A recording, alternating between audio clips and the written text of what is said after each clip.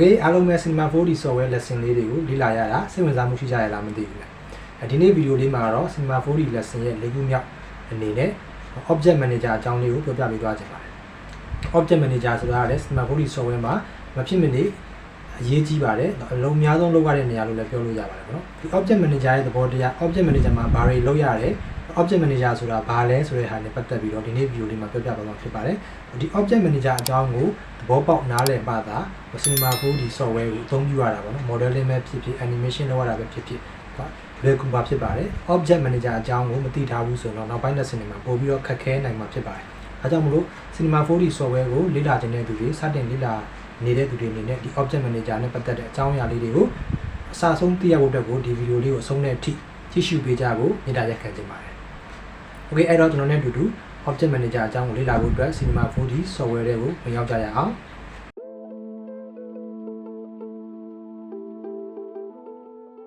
Object Manager အကြောင်းကိုပြောဖို့အတွက်ဆိုရင်ကျွန်တော် object လေးတွေကိုဘယ်လိုမျိုး manage လုပ်ရမလဲဆိုတာကိုပြောပြဖို့လိုအပ်ပါတယ်ဒါကြောင့်မလို့ဒီ cube အုပ်စုတွေကမှကျွန်တော် cube လေးတစ်ခုကိုအရင်ဆုံးရွေးလိုက်မယ်ပေါ့နော် cube လေးကိုရွေးလိုက်တာနဲ့ကျွန်တော် Object Manager မှာ cube ဆိုပြီးတော့တစ်ခုပေါ်လာပြီပေါ့နော် cube ဆိုပြီးတော့တစ်ခုပေါ်လာပြီဒါနောက်ထပ်ပြီးတော့မှဒီကနေကျွန်တော် sphere လေးတော့ထပ်ပြီးရွေးလိုက်မယ်ဆိုပါစို့နော် sphere ဆိုတဲ့စက်လုံးလေးကိုထပ်ရွေးလိုက်မယ်ဆိုရင်ဟောဒီမှာ sphere ဆိုပြီးတော့ Object Manager မှာထပ်ပြီးပေါ်လာပါလိမ့်မယ်ဒီ view ပို့မှာကတော့ကျွန်တော် sphere ကိုမမြင်ရမှာမဟုတ်သေးပါဘူး။ဘာကြောင့်လဲဆိုတော့ဒီ cube က object ကဒီ sphere ပေါ်ကိုမြုပ်နေတဲ့အတွက်ကြောင့်မလို့ပေါ့နော်။သူ့ကိုမြင်ကွင်းလှည့်ပတ်ပြီးကြည့်မယ်ဆိုလဲကျွန်တော် sphere ကဒီ cube အထဲကိုရောက်နေတယ်ပေါ့နော်။အဲ့တော့မမြင်ရဘူးဖြစ်နေတယ်။အဲ့တော့ sphere ကိုမြင်နေတယ်ဆိုရင် cube ရဲ့အပြင်ကိုထုတ်မယ်ပေါ့နော်။ထုတ်မယ်ဆိုရင်ကျွန်တော်ဒီ sphere ကိုရွေ့ရှားမှုလုပ်မယ်။လောလောဆယ်ဒီမှာhorizontal toolbar ထဲမှာ move to ကို select မှတ်ထားတယ် selection လုပ်ထားတယ်ဆိုတော့ဒီလက်ရှိ select မှတ်ထားတဲ့ဟာကကျွန်တော်တို့က sphere ဖြစ်တယ် sphere ဖြစ်တယ်ဆိုတာလေးကိုသိထားဖို့လိုအပ်ပါတယ်တကယ်လို့ cube ကို select မှတ်ချင်တယ်ဆိုရင်တော့ဒီ object manager ကနေ cube ဆိုတာလေးကို click တစ်ချက်နှိပ်ပြီး select မှတ်ပြရမယ်ဒါဆိုရင်အခုလက်ရှိမြင်နေရတဲ့အဝါရောင် highlight ကလေးနဲ့ selection က cube ကို selection ဖြစ်နေတယ်ဆိုတာလေးကိုပြသတယ်သိသာစေမှာဖြစ်ပါတယ်တကယ်လို့ sphere ကို click တစ်ချက်နှိပ်ပြီး select မှတ်လိုက်မယ်ဆိုရင်တော့ဒါ sphere အတွင်းမှာရှိတဲ့ sphere ကိုဝါရောင် highlight ကလေးနဲ့ပြပြီးတော့မှတ်သားထားတာ select မှတ်ထားတာတွေ့ရပါလိမ့်မယ်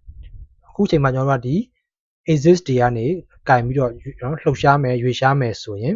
ဒီ sphere ကိုပဲကျွန်တော်တို့ active ဖြစ်မှာဖြစ်ပါတယ် effect ဖြစ်မှာဖြစ်ပါတယ် cube ကိုတက်ရောက်မှာမဟုတ်ပါဘူးအခုကျွန်တော်တို့ဒီ sphere ကိုရွေ့ရှားမယ်ဆိုရင် move လုပ်တော့မယ်ဆိုရင်တော့ sphere ကို select မှတ်လိုက်မယ်မှတ်ပြီးတော့ကျွန်တော်တို့ဘယ်လမ်းကြောင်းတိုင်းဘယ် exist ဝင်ရိုးတိုင်းကျွန်တော်လှုပ်ရှားပါလဲရွေ့ရှားပြောင်းလဲမှာလဲဆိုတာကိုကိုရွေးချယ်ဖို့လိုတယ်အပေါ်ကိုသွားမှာလားဒီ y axis တိုင်းအပေါ်ကိုရွေ့ရှားမှာလားဒါမှမဟုတ် x axis တိုင်းဘယ်ညာကိုရွေ့ရှားမှာလားဒါမှမဟုတ် z axis တိုင်းရှေ့အနောက်ကိုရွေ့ရှားမှာလားဆိုတဲ့ပုံမှန်မူတည်ပြီးတော့ကျွန်တော်တို့ကဆုံးဖြတ်ပေးဖို့လိုပါတယ်ရွေးချယ်ပေးဖို့လိုပါလိမ့်မယ် Okay အဲ့တော့ကျွန်တော်တို့ကအခုကို sphere လေးကိုကျွန်တော်တို့ဘယ်ကိုရွေ့ရှားမလဲဆိုတော့ x axis တိုင်းလေးကျွန်တော်ညာဘက်ကိုရွေ့ရှားစီမယ်ဆိုရင်ဘာလုပ်ရမလဲဆိုတော့အနီရောင် x axis ကလေးပေါ်ကို mouse pointer လေးတင်လိုက်မယ်ဆိုရင်အခုလိုဖြောင် highlight ကလေးပေါ်လာလိမ့်မယ်အဲ့လိုမျိုးဖြောင် highlight ကလေးပေါ်လာတဲ့အချိန်မှာ click နှိပ်လိုက်မယ်ဆိုရင်ဒါ x axis တစ်ခုတည်းကိုပဲ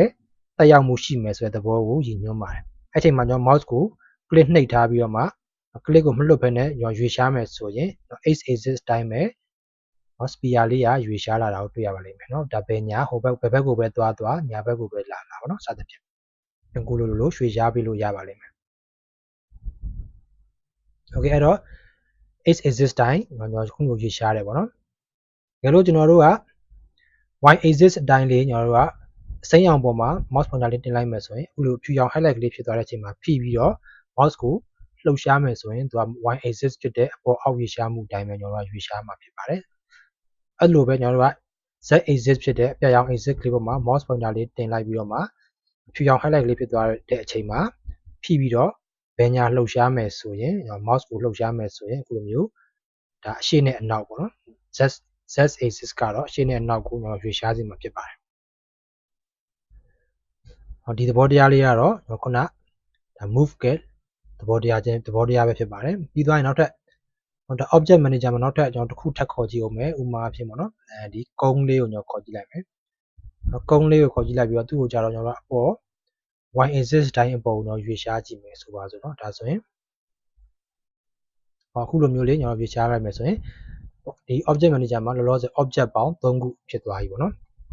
object ပေါင်း3ခုဖြစ်သွားပြီကုန်းရယ် spear ရယ် tube ရယ်ဆိုပြီးတော့3ခုဖြစ်သွားတယ်ပေါ့နော်အဲ့မှာကျွန်တော်တို့ကဒီ object တစ်ခုချင်းစီတွေကိုကျွန်တော်တို့နာမည်ပေးလို့ရတယ်ပေါ့နော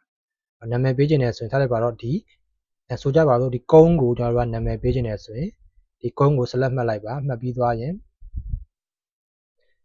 keyboard ကနေ enter လေးနှိပ်ချလိုက်မယ် enter လေးနှိပ်ချမယ်ဆိုရင်တော့အခုလိုမျိုးနာမည်ပြောင်းရေးလို့ရမယ်အနေထားပုံစံမျိုးလေးပေါ်လာပါလိမ့်မယ်အဲ့မှာ keyboard ကနေကိုကြိုက်တဲ့နာမည်ပေးပါဒီမှာတော့ကျွန်တော်တို့ကတော့ဒါ01လို့ပြလိုက်မယ်ဆိုပါစို့နော်01ပေါ့နော်โอเคပြီးသွားရင်နောက်ထပ် spear ကိုလည်းအဲ့လိုပဲနောက်ထပ်နာမည်ပေးမယ်02နော်အဲပေးကြိုက်တာပေးပေါ့နော်ပြီးသွားရင် tube ဆိုတဲ့ object လေးကို select မှတ်မယ်ပြီး enter နှိပ်မယ်ပြီး03စသဖြင့်ပေါ့နော်ကိုကြိုက်တာနာမည်ပေးလိုက်ပြီပေါ့နော်ဒါဆိုရင်ခုနမူရင်းနာမည်တွေကနေပြီးမှကိုပြုပြင်လိုက်တဲ့နာမည်တိုင်းဖြစ်သွားပါလိမ့်မယ်နောက်တစ်ခုသိထားသင့်တာကအခုလို selection တွေကိုကျွန်တော်တို့အခုလိုမျိုး object manager ကနေပဲကျွန်တော်တို့တစ်ခုချင်းစီကို click တစ်ချက်နှိပ်ပြီး click တစ်ချက်ချင်းစီနှိပ်ပြီးတော့မှတ်လို့ရတယ်လို့ဒီ viewport မှာသွားပြီးတော့အခုလိုမျိုး click နှိပ်ပြီးတော့လည်း select မှတ်လို့ရပါတယ်โอเคဒါဆိုရင်02ဆိုတဲ့ဒီ spear လေးကိုနောက်ထပ်တစ်ခုထပ်ပြီးတော့ copy ပွားခြင်းတယ်ပေါ့နော် copy ပွားခြင်းတယ်ဆိုရင် copy ပွားခြင်းတဲ့ object လေးကိုအရင်ဆုံး select မှတ်ပါ select မှတ်ပြီးသွားရင် control လေးကို keyboard ကနေ control လေးကိုဖိထားပြီးတော့မှ mouse pointer ကို select မှတ်ထားတဲ့ object ပေါ်ကနေမှဖိပြီးတော့အောက်ကိုချလိုက်ပါအောက်ကိုနည်းနည်းလေးပဲချရမယ်နည်းနည်းလေးချရမယ်ဆိုတော့ဒီခုနပထမမူလ object ရဲ့အောက်ရောက်တဲ့ဂျားတွေကိုနည်းနည်းလေးပဲချရမယ်အခုလိုမျိုးမဲအောင် arrow လေးကဒီဘက်ဘက်ကိုလှည့်တဲ့အနေထားလေးပေါ်လာပြီဆိုတော့မှ mouse ကိုအရင်လွှတ်လိုက်ပါပြီးတော့မှ keyboard က control ကိုလွှတ်လိုက်မယ်ပေါ့နော်အဲ့ဒါဆိုရင်နောက်ထပ် 02.1 ဆိုပြီးတော့နောက်ထပ်02ရဲ့ copy တစ်ခုထပ်ပွားပါလိမ့်မယ်ဟောဒါပေမဲ့ပွားပဲဆိုပေမဲ့လည်းဒီ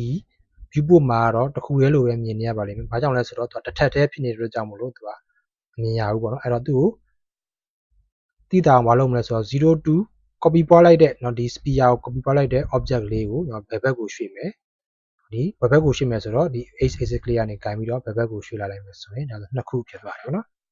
်အဲဆိုရင် spear လေးကနှစ်ခုဖြစ်သွားပြီဆိုတဲ့သဘောမျိုးကိုရရှိသွားပြီဖြစ်ပါတယ်โอเคအဲ့တော့ကျွန်တော်တို့ကသူ့ကိုဘာလုပ်လို့ရလဲဆိုတော့ကျွန်တော်တို့က group လေးတွေကိုကျွန်တော်ဆက်ပြီးတော့လေ့လာကြည့်အောင် group လုပ်မယ်ဆိုရင်ဘာလဲဆိုတော့ဒီရှိသမျှဒီ object ထဲမှာတစုတည်းဖြစ်အောင်ကျွန်တော်လုပ်လို့ရပါတယ်တစုတည်းဖြစ်အောင်ဆိုတာဒီ၄ခုစလုံးကိုတစုတည်းဖြစ်အောင်လုပ်မယ်ဆိုကြပါတော့တစ်ခုချင်းစီကျွန်တော်တို့ like ကင်နေရတာအလုပ်ရှုပ်တယ်ပေါ့နော်ဒီတစ်ခုတည်းကိုပဲကျွန်တော်တို့ကတစုလုံးကိုကျွန်တော်ကင်ကျင်တယ်ပေါ့နော်အဲ့လိုမျိုးရွေရှားကျင်တယ်ပေါ့နော်သဘောတရားကတော့ဒီတစုလုံးကိုကျွန်တော်တို့ကအပေါ်အောက်တွေရွေးကျင်တယ်ပေါ့ဥပမာအဖြစ်ကျွန်တော်တို့ကဒီတိုင်းတစ်ခုချင်းစီ select မှတ်ပြီးတော့ရွေးရှားနေမယ်ဆိုရင်ဒါတစ်ခုနဲ့တစ်ခုကဒီမူလပုံစံတိုင်းမဖြစ်တော့ဘူးဒီတစုလိုက်ကြီးကျွန်တော်တို့ကရွေရှားကျင်တယ်ဆိုရင်သူ့ကိုအကုန်လုံးကို select မှတ်ပြီးတော့မှဘာလုပ်ရမလဲဆိုတော့ keyboard ကနေ order G เนาะသို့မဟုတ် right click ထဲမှာဆိုရင်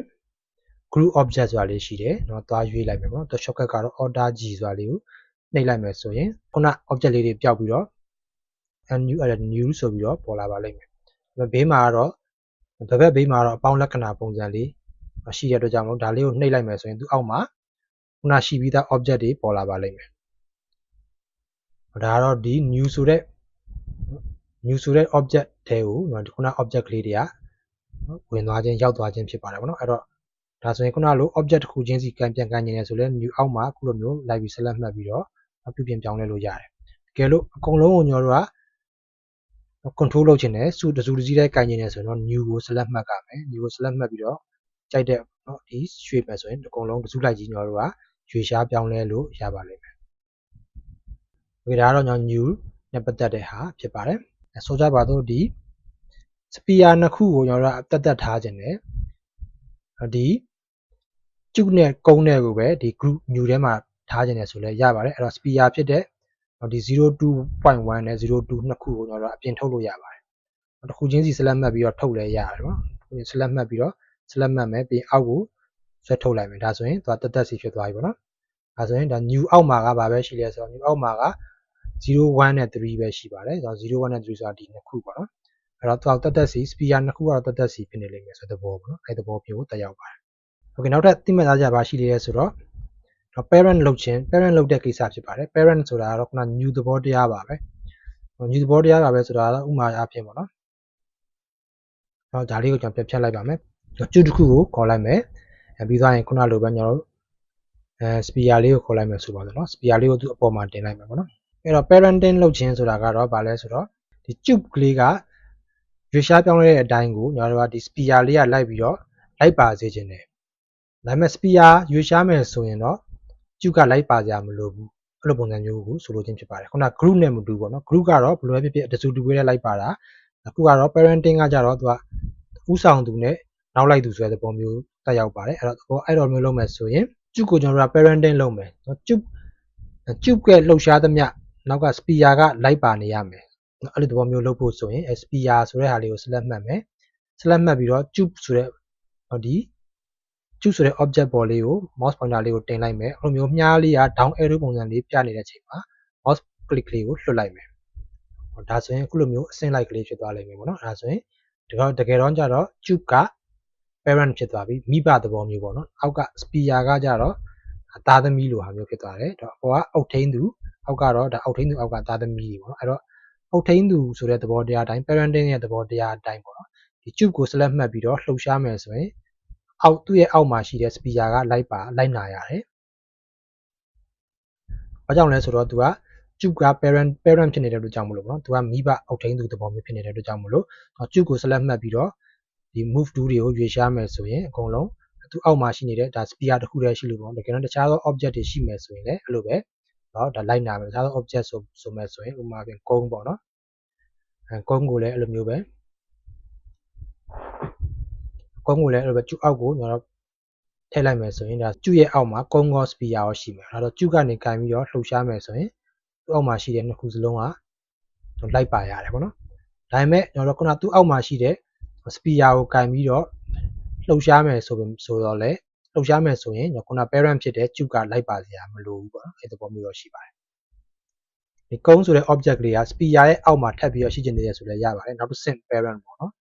အဲ့ဒါဒီကုန်းကို spear ရဲ့ပေါ်ကိုတင်လိုက်မယ် down arrow လေးဖြစ်တဲ့အချိန်မှာလွှတ်လိုက်မယ်ဒါဆိုရင်ဒါမျိုးရိုးစင်ဆက်3ဆင့်ဖြစ်သွားတာပေါ့နော်အဲ့ဒါသူထိတ်ဆုံးကဥဆောင်သူကကျုဖြစ်တယ်ပေါ့နော်ကျုကိုကန်ပြီးလှုပ်ရှားတဲ့အချိန်မှာ3ခုစလုံးပါတယ်3ခုစလုံးကတက်ရောက်မှုရှိတယ်ဒါပေမဲ့ spear ကို select မှတ်ပြီးတော့လှုပ်ရှားတဲ့အချိန်မှာသူ့ရဲ့အပေါ်မှာရှိတဲ့ကျုကတော့တက်ရောက်မှုရှိမှာမဟုတ်ဘဲနဲ့ကျု spear ရဲ့အောက်မှာဝင်နေတဲ့ကုန်းကတော့လိုက်ပါတက်ရောက်မှုရှိနေလိမ့်မယ်ပေါ့နော်ဒါသူ့ရဲ့အောက်ဆုံးဖြစ်တဲ့ကုန်းတစ်ခုတည်းကိုပဲကန်ပြီးလှုပ်ရှားမယ်ဆိုရင်တော့သူ့ရဲ့အပေါ်မှာရှိတဲ့ spear ရောကျုကဘာမှတက်ရောက်မှုရှိမှာမဟုတ်ပါဘူးเนาะအဲ့ဒီသဘောတရားလေးရှိပါတယ်အဲ့တော့ဒီ parenting လုပ်တဲ့ knee snake လေးရတယ်နောက်ပိုင်းမှာတော့နောက်ပိုင်း animation နောက်စနစ်တင်ပါပဲဖြစ်ဖြစ်တော်တော်လေးသုံးတဲ့တာကိုတွေ့ရပါလိမ့်မယ် okay ဒီသဘောတရားကတော့ object manager ရဲ့အခြေခံသဘောတရားလေးပဲဖြစ်ပါတယ် okay အခုဆိုရင်တော့ Cinema 4D software ရဲ့ object manager အကြောင်းကိုပြောပြပေးသွားခြင်းဖြစ်ပါတယ် object manager နဲ့ပတ်သက်ပြီးတော့ဒီ object တွေကိုဘယ်လိုမျိုး manage လုပ်ရပုံဘယ်လိုမျိုး control လုပ်ရပုံဆိုတဲ့အကြောင်းအရာလေးတွေကိုပြောပြပေးသွားခြင်းဖြစ်ပါတယ်အခု video နဲ့ပတ်သက်ပြီးတော့ machine learning ရှိလို့ပဲဖြစ်စေမေးချင်တာရှိလို့ပဲဖြစ်စေအကြံပြုဆွေးနွေးချင်တာရှိလို့ပဲဖြစ်စေဒီ video ရဲ့ comment အောက်မှာရေးပေးခဲ့ဖို့ကိုလည်းဖိတ်ခေါ်ချင်ပါတယ်နောက်ထပ် Cinema 4D software နဲ့ပတ်သက်တဲ့ lesson လေးတွေကိုလည်းအများကြီး